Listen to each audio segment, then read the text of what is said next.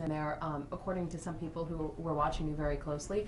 Have your politics changed? No, absolutely not. I'm still the same person that ran for office 30 years ago.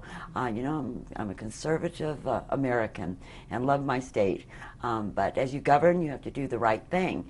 And when you are sitting up here on the ninth floor and you're making decisions, you have to look at the implications, the cost. Are they able to be enacted with pieces of legislation? All of those things. And when they don't all come up with an A, then you can't support it. For the guns on campus, would you have let that one go by if it were maybe worded a little better? Would you take a second look at it?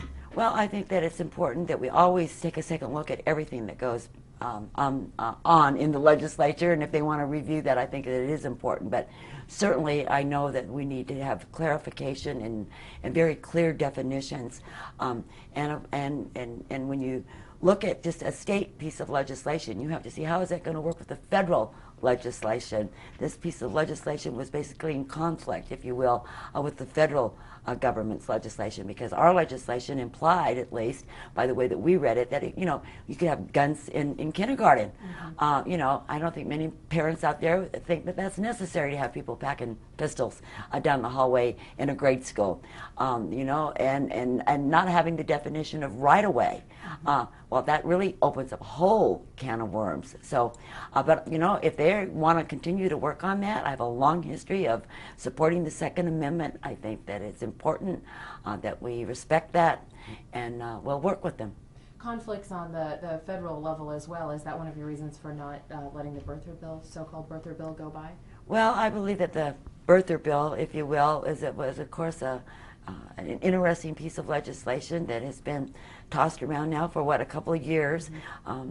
That I have had the opportunity to speak with people on it on numerous occasions, including the prior governor of Hawaii, who, without any reservations, said that President Obama was born in Hawaii. But I believe that the way that the birther bill was constructed, it was important to realize that to make one person the gatekeeper, a partisan person, the person that would determine whether you or anybody else would be on the ballot or would not be on the ballot, is a bit over the top.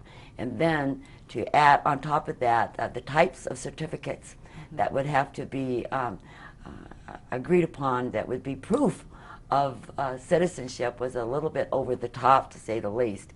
And then I don't believe it would have ever passed muster with the Department of Justice, which in Arizona, all our bills dealing with elections have to go through the Department of Justice, and we know that Eric Holder is the director of the Department of Justice and out of the Obama administration, and we would have never had clearance. It would have never been enacted. It's it's obvious.